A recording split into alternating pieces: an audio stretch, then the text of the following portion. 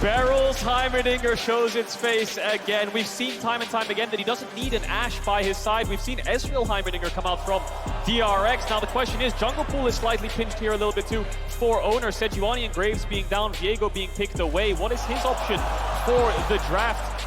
Might go for a Lee Sin by the looks of it. A lot of melee champs, so can find those kicks. Ooh, you love to see it. The style always possible to come out there with the Lee Sin. And Faker. What's it gonna be? Azir comes down again. Now, okay, so AD carry here. I think he's misfortune for Deft if you go by what has been most played. But do they have something secret? That's a good question. You think of Misfortune, you think of Jhin. Kalista's up, but Kalista Heimerdinger doesn't sound the strongest. Sivir Heimerdinger, maybe not the best up against Azir with the long range. So I think something that can either go in or something that can set up. Pushing lane is all the DRX need here in the bot side. Sivir is going to be the answer. A bit short-ranged against the Azir, but Deft confident enough that that champion can get the push and keep the push in the mid game. When you're thinking of push, when you're thinking of AD carries, Sivir's always the one that first comes to mind for me, especially when you have these solo laners that have the capability of being a side lane threat, of being a 1v1 monster. Sivir to clear the waves feels great. Do you know what's beautiful about these two comps? There's no front line. This is all just an Armageddon in team fights. If anyone can connect spells, there is so much follow-up from both sides, especially on T1. The front line is your ability to outplay. Yep. That's it. It's not a health bar, it's your mechanics. Which puts a lot more emphasis on these key big abilities. We mentioned, as soon as Keria locked in the Renata, that's something that can bring some structure to your team fight. If you get locked up in just a moment of CC, there's so much damage on both of these teams. Boom, instantly taken down. So much is gonna come down to execution. There is a lot of damage, and I think both compositions diving into the opposing team's composition just looks really tricky, right? Renata, Azir in terms of pushback and hostile takeover. The Heimerdinger committing into a Heimerdinger Sivir seems tough. Getting on top of them is great, yes, but the damage output, like you talked about, Kobe, is extremely high. And we have two big signature picks in this matchup. Zeus, of course, on his Yone, one of those melee champs that's going to have to navigate those difficult team fights. And Zeka, the breakout star of Worlds 2022, on his Sylas. Honestly, for me, he has been the individual standout of the entire tournament. He has been turning heads since play-ins. He really has. A big part of what got DRX here was his mastery of the current meta, of that melee matchup with Sylas, with the Kali taking turns. Here we go then, on to Summoner's Rift for game one of the World's Finals. It's been 3,318 days since Faker won his first World Championship. 1,050 games, 190 patches, and he's looking for another. It's been a damn long time, but they're back here and ready to go. The arena is packed. The players are locked and loaded, and T1 and DRX are ready for their first conflict. What an epic finals here. Everyone waiting on the edge of their seats for the greatest organization in the history of League of Legends, T1 and Faker, versus DRX, the greatest underdog run in Worlds history. Play-ins to World's Finals. They've just been scaling throughout the entire tournament. Deft taking down so many of his former teammates. DRX finding ways to topple teams like EDG. And now just a very standard level 1 here. Ward there in the river. The pink place by Piosik goes for the normal health bot. Just gives a little bit of vision to Zeka to make sure he's safe in the early stages. And definitely looking at junglers both starting bottom sides because the top lane matchup is so volatile.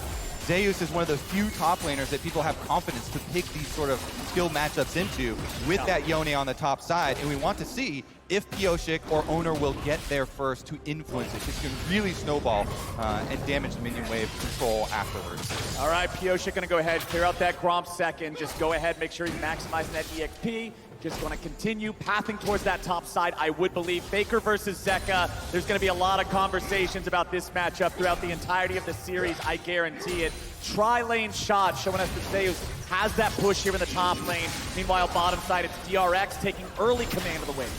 Definitely is, and of course T1 is 8-0 against DRX this year. DRX haven't even taken a single game in the best of threes, and every single time in those games, T1 have had responses to what DRX have blind picked. You know, you think back to even in spring round 1, they played Tryndamere into Corki, Vex into Ahri, Veigar into Ryze. So many examples, but Piosik is now looking around mid. He's done his 3 bot side camps looking for Faker. Doesn't have the E, might have to flash the stun.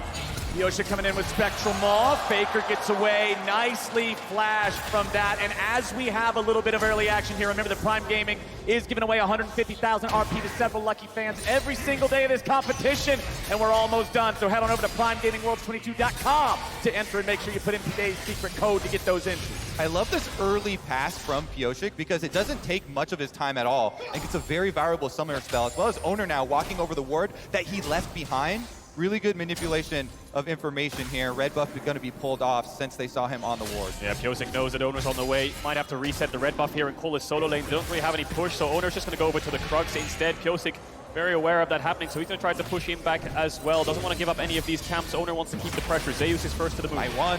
Nicely done. Owner's faster on the smite. Piosik's gonna have to walk away now. Zeus commanding control over the wave, crashing it into the turret. Means he can back up his jungler so Owner can stick around and secure more of the smaller Krugs. And actually, it was Pyosik who used the smite, and Owner got it with a little bit of damage there. So Owner now has smite advantage for a little bit over Pyosik, and he's got a ward on the red buff. He could just steal it. Yeah, that ward is perfect. Pyosik has to delay for a smite. He's scared of Owner, and he will spot him out on the way. He's going to try to reset it again, you have to imagine. No push in mid lane for Zeka. Pulls it in the bush.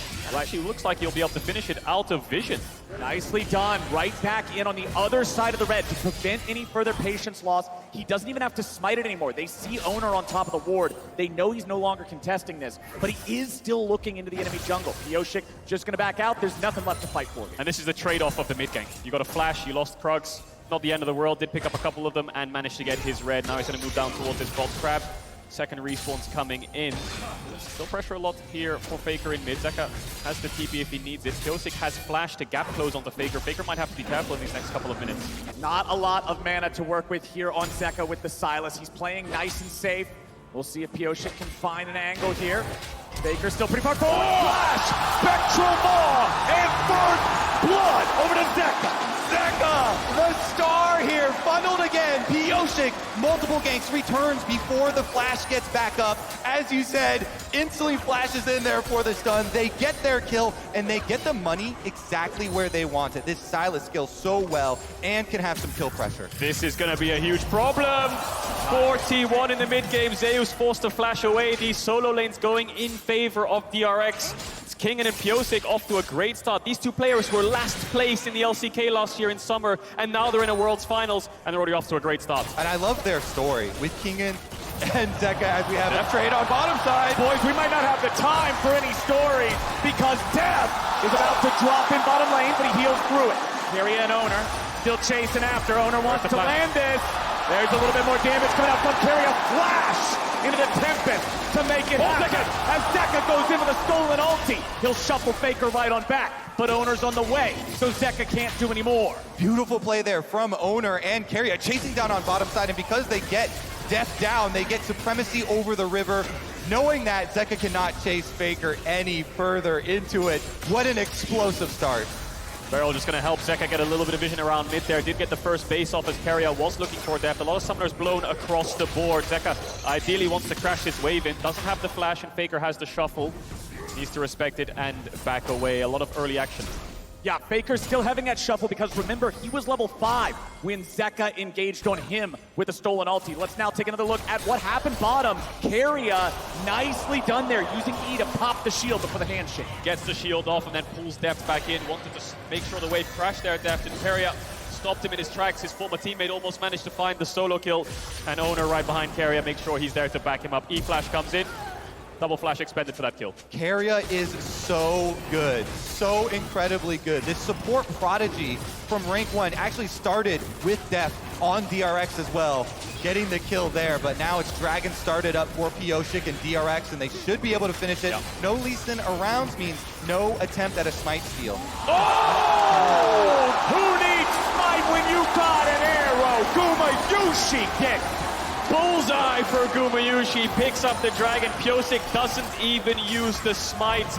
All this bot pressure for DRX, and then Pyosik coming down, having the mid push and starting up that Drake backfires. And this just reminds you of how T1 got here to finals. It was bottom different. Oh, my goodness. Carrier takes down Deft, then immediately afterwards, Guma's able to snipe away the objective as well. This T1 bottom lane is the T1 bottom lane that was promised originally. Best in the world. Right, these guys stumbled at MSI after an incredible run in spring. In summer, it's been about recovery. And when I look back at their semifinal they played this past weekend against JDG, it was the bot diff that really stood out. It really was, and Owner's hovering around there now, making sure they have some kind of vision to push out. Deft with no flash is an easy setup with a level 6 Lee Sin. Owner's just trying to juggle this mid and bot push to make sure they can control this bot side river. But with Herald up, Kingan's going to start that one top push in favor of DRX. Zeus, no flash. Zeka is ready to move across. Beryl is on his way up. Will be first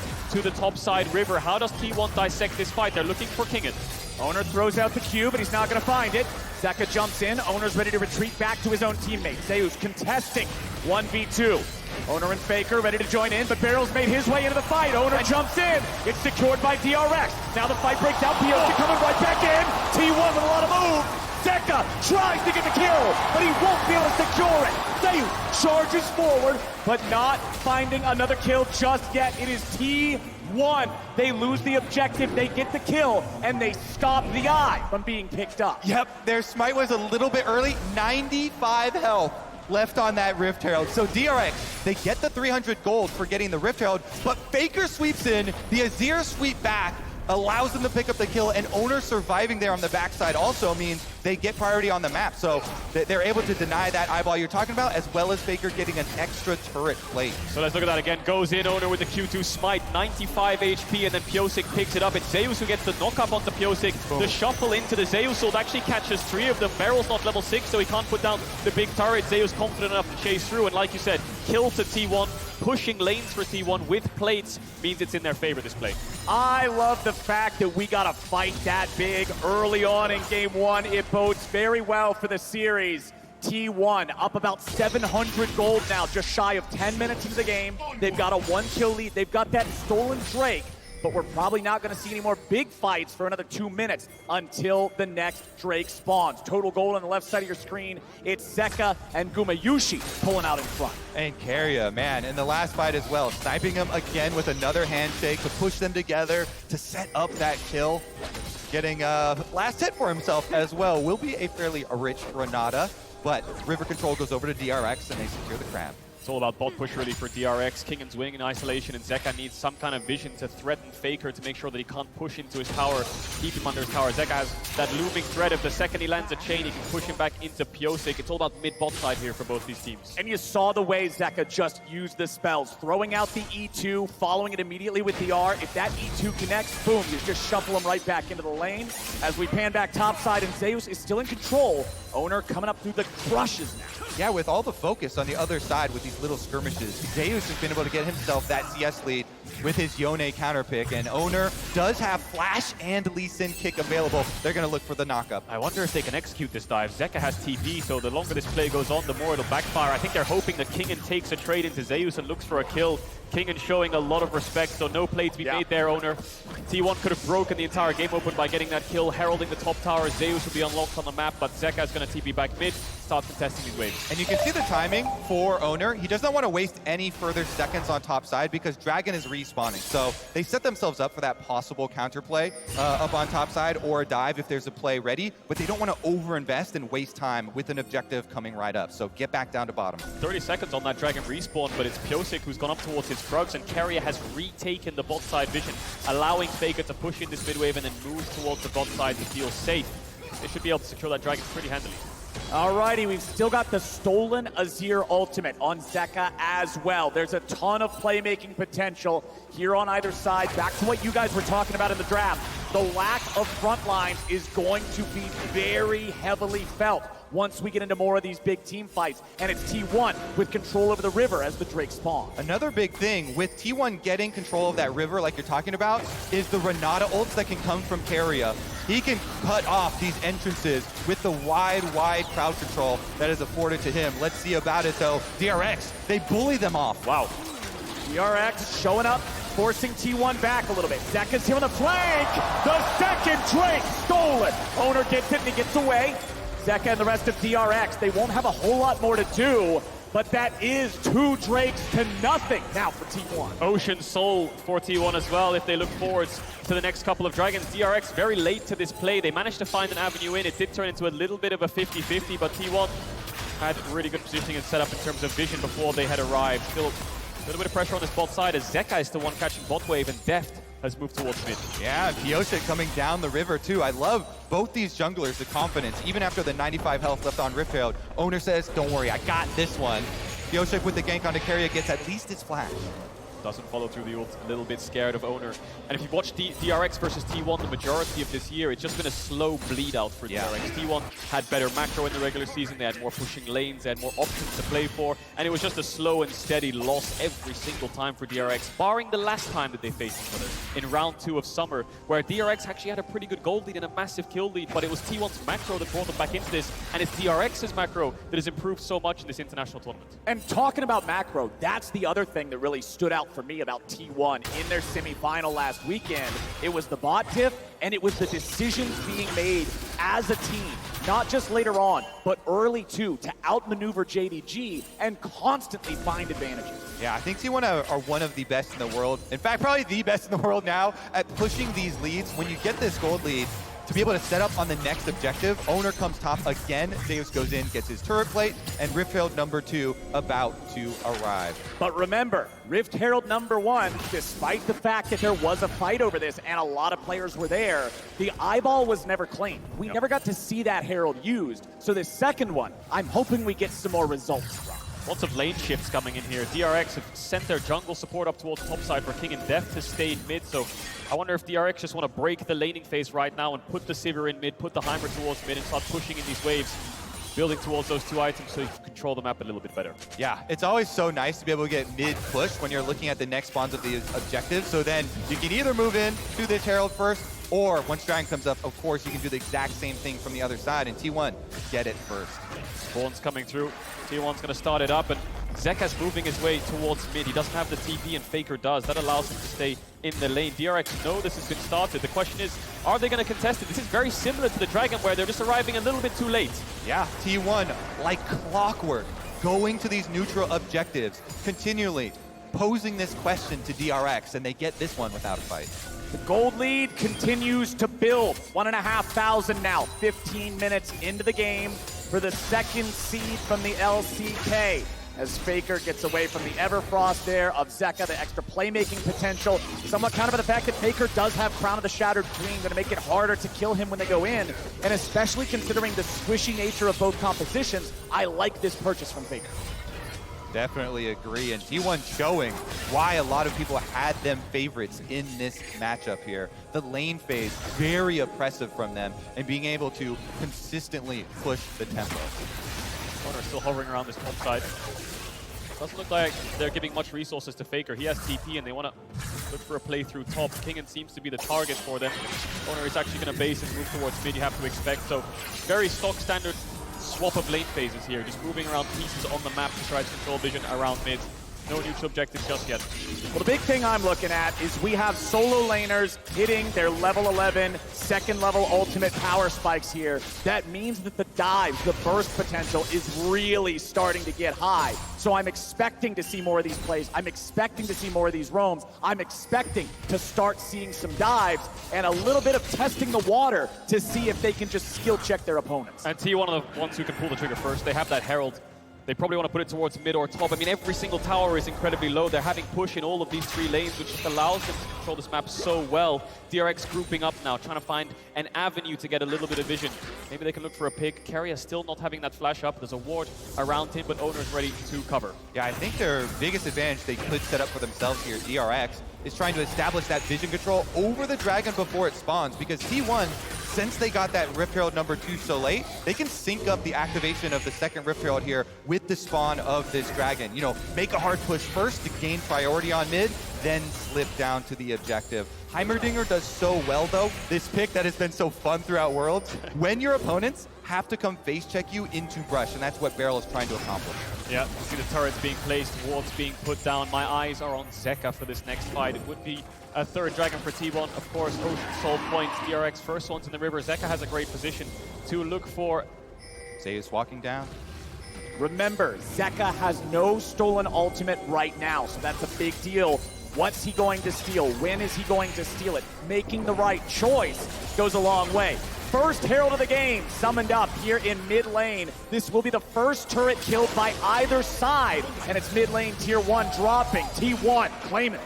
They pick up the tower and they get the wave in, but it doesn't give them an avenue into this dragon because King and TP bot and Zeus needs to respond. It's going to be a dance around vision here as Faker is the first one to step up. Owner's going towards midwave. Kingen will find the bot lane of T1. Oh, that's not where they want to be going. DRX, they're ready to go. Can they survive? No. Keria will fall, but he's traded back for Zeka. A 1-for-1 that should favor T1. That was a fantastic setup for DRX, so a little bit of a backfire to go 1-for-1. A couple ultimates used from T1. DRX the same. Dragon is still up, but DRX still looking for a pick. They're hoping that Gumayushi walks back through this tribe, which I think T1 thought they had to go through bot lane there. And look at this, Faker goes mid to put up the Azir turret, try and get his mid priority that way, and then he can come right over. Remember, Gumayushi as well stole the other dragon. Can he fish around here? They've got vision inside the dragon pit and teleport coming right out. All right, teleport from Zeus. Bottom lane, Kingen and Barrel gonna keep him back. Zeus ready to try to outplay here with a Soul Unbound. Immediately resets his position. His job was to distract, and distract he did. Drake secured as Faker goes in. Deft is on the run, 40% HP. Zeus ready for the re-engage. Fate sealed, and Deft is down. Faker gets the kill, and T1 are ready to go. T1 so precise, just dominating this game. Zeus, magnificent sleight of hand on the bottom side, but they're not done yet. Kingen looking for the snipe onto Faker. He just walks out of the Inferno Chains and goes for it. Oh, but Faker goes back in. Faker gets Barrel, and T1's ready for more. Pioshik's on the run, but the Ruined King will barely survive. Owner walks away, and now T1 might just pay for it. Kingen's ready to chase down Guma even further. Zeus coming around from the side. Kingen backing away. T1 getting another. Faker getting another. Zeka running home. Oh, it's turning into a slaughter in game 1, boys. 20 minutes here, and T1 have 3 Drakes as well as the gold lead. Huge swing of gold now for T1. Massive fight around the dragon. They played it with so much patience. There was never a moment where they felt rushed or pressured to just take a fight. All of a sudden, they're just playing through waves, making sure they have numbers advantage. They sneak it away under DRX's nose. Then DRX kind of think they have to get into this fight, and T1 are the ones who stand tall. Playing with supreme confidence. Zeus here, in his first year, on the international stage. The sleight of hand to distract DRX down to the bottom side. Then Faker says, we collapse on them, pull off the pincer. And this is the Sivir, right? Not very good range in terms of hitting back. The Azir is just damaging your health bar. Deft falls, and then T1 look for another player. We've got a fight on live. We've already got that play right now. Pioshik on the run, but he'll run nowhere. Faker goes on a rampage, and Barrel goes down with him. T1 find 2. They find the jungler, and they find their way to the Baron. There's a reason why T1 is undefeated versus DRX. They're outclassing them in every single role right now, and T1 will pick up that Baron just shy of 21 minutes in the game. Absolute domination here. The objective bounties are already up. The game signaling just how far ahead T1 are. And they've picked right up where they left off. This team, their ascent has been so fun to watch. Consistently outplaying people in draft, in mechanics, on the stage, pressing these objectives at every turn. Zeus and Kingen getting into a bit of a 1v1 here, but Zeka's also nearby. Faker ready to respond too. Kingen is low, and Zeus takes the kill. Now with the full retreat coming out, Zeka's gonna whip the shuffle, and T1 just has to wait it out. They'll take out these minions. Zeka trying to find any sort of a way to get out of this one, but it ain't gonna happen. No, sir. Faker unstoppable. I especially love the story. Well, never mind. Owner's on Pioshik. We don't have time for stories. Owner looking for another. Finds the R, finds the Q, finds 2. There it is. Owner picks up the kill. The only story here is that DRX's history after game 1. T1 are just dominating them. And you can't fault DRX because they have to find picks. T1 have a Baron buff. They're going to start the siege with Azir and Varus. They can go for 1-4 with Zeus on the Yone. They tried to make the picks happen, but T1 are very aware of their plans. T1 ready to break the base in half. The first inhibitor turret is gone. Inhibitor, a little bit more. There we go, that'll get him across the line. But DRX comes in with a TP. T1 has the Azir turret. The Sun Disc can protect them. Zeka's looking for the angle. He steals the Fate Sealed away from Zeus. Beryl gonna throw down these turrets, but DRX can't find the opportunity they're looking for, and T1 will escape. They can't punish the siege. They tried their best with the TP, but that Azir tower is just too much of a threat to go for a 5v5 underneath their tower with this gold deficit. This is DRX looking for the pick onto Zeus to stop the 1-4 on a side lane, but Faker's there to respond. He knows that their only plan and their only play is killing the top laner of T1. Faker making sure that doesn't happen. Yeah, Zeus with a slight step back here, dodging away from the stolen Azir ultimate himself too. This player, and T1's story with them, having confidence in their own. Never mind. Carrier, that's not where you want to be, buddy.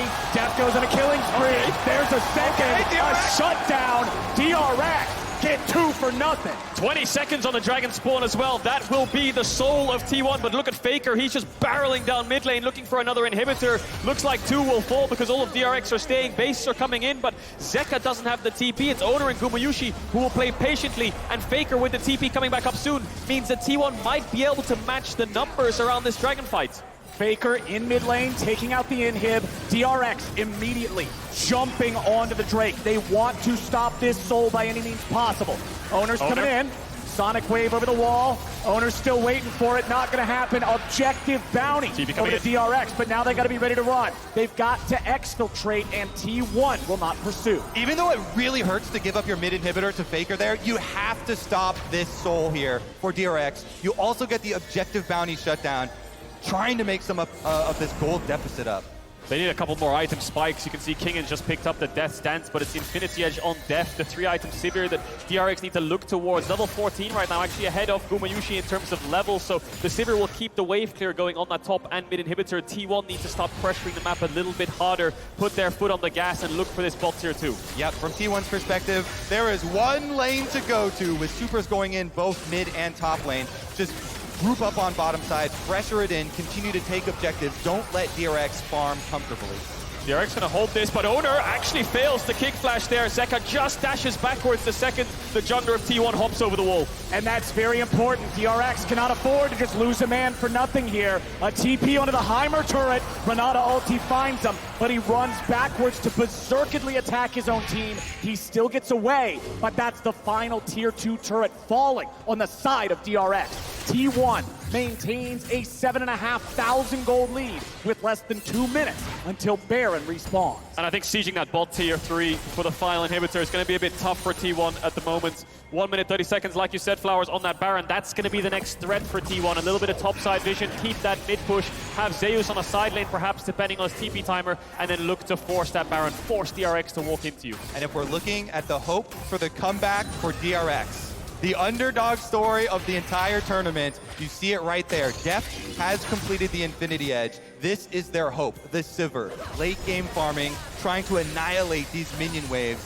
See if they can pull out a team fight. Meanwhile, big objective is to keep vision control over your red quadrant of your jungle so that you don't get into very dangerous Baron scenarios. It comes up in only 57 seconds. I'm trying to deny that red buff there, but DRX smartly pull it back. You're absolutely right there, Kobe. It's the Sivir of Deft that needs to find the damage in the fight. He's a little bit outranged by Faker's Azir, who has 3 items complete, building towards that Rabadon. Zeus also picked up his 3-item spike. DRX need to find some kind of vision around this Baron and juggle the waves while they do so. T1 in control of this game from the very start. 30 seconds until the Baron spawns. Kingan gonna clear out some of the vision here. DRX must be very careful. A single misstep will give away this Baron and any hope left in this game. Mount T1 right there. Can DRX scale that mountain? It's going to be a difficult next 5 minutes for them. Baron coming up in only 10 seconds, and you see how ferociously they're fighting over the vision just to have a safe place to check from. They have 1 blue orb left on Deft. That'll be an emergency usage in case they lose all vision. And right now they can't see it. T1 are starting it up with their AD carry on top. Owner can jump over the wall very quickly. Where's the blue orb from Deft? He still has it, I think, up. He is going to pop it over the wall. They There's no time. There's no time. T1 already gets the Baron. Now the siege will come in on that bot tier 3. You can see the pings on that bot side of the map already for T1. They know the easy way to win this one is just to push in these lanes, go towards bot, try to take that final inhibitor. DRX will be forced to fight them underneath their tower. And T1, now with the Baron buff, you have the luxury of going 1-3-1, pushing all lanes in, getting these inhibitors as they're respawning. Zeus already has been allocated up to that top lane, push it in. This Yone, so oppressive. DRX gonna have to fight on all sides right now.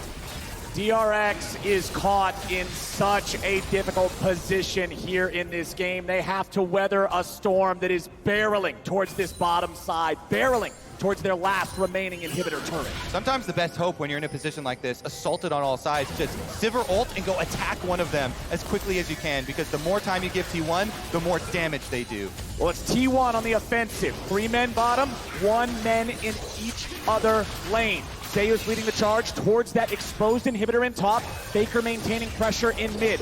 Kuma's got all the push power in the world here in bottom. Last standing inhibitor turret, that one's going to fall. Kuma can just go ahead, clear that out, no problem. Zeus taking out the other inhibitor there in top lane. 2 more autos will do it. He'll just let the minions take it out. Triple inhib game for T1. That's got to be the nail in the coffin for DRX. They have a small 30-second to 1-minute window before these super minions will pile in, and the soul is spawning for T1. Yeah. So are they going to run down towards this Dragon Pit and fight it, or are they just going to give everything up? Gumayushi even tried to use the ult onto Deft. Spell Shield came through, and even with that ultimate down, DRX didn't feel confident enough to find an engage. DRX are in such a tough spot, but they have been in so many other tough spots, and they have come back in a lot of them. They had not beaten Gen G either, and ended up coming back in that series. T1 will finish up their soul, and then they will march down mid lane to finish this game 1 up.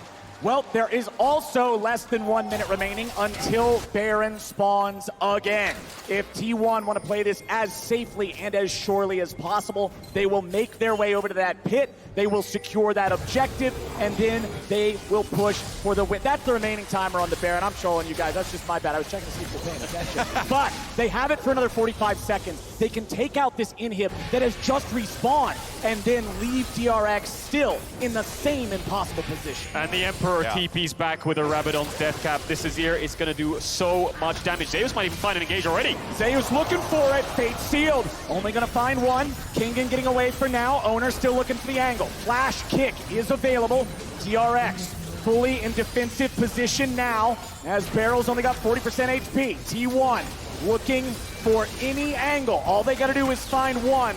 An 8,000 gold lead is definitely enough to end this game. Minion wave making its way up. Owner threatens the engage. Chains of corruption going out. Zeka looking for the play, but Owner goes golden. He's going to stay alive for now, backing up yet again. Nexus turrets. First one's about to die. A little bit of HP, still keeping it around.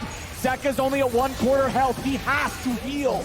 Pioshik eats the sonic wave. No resonating strike just yet.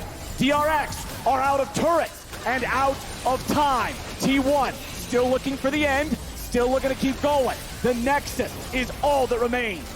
I love how Owner keeps checking them, seeing if they will flinch, jumping in on the Lee Sin, but not going for the flash play. And here comes the end. Zeus looks for Q3. Zeka goes in with a stolen Azir ulti, but it ain't gonna do a whole lot. They still got a little bit of damage, but it is not enough. Barrel's gonna die, Deft is gonna die. T1 will find the fight and find the win in game 1. Clean, calm, and collected. The well-oiled machine of T1 strikes again. Very similar game to the DRX Gen G series in that game 1, where it was just clean from the get-go. Out skirmishing, out setting up in terms of objectives and vision. That man on your screen right there on the Azir, just dishing out so much damage, was never really touched in these fights.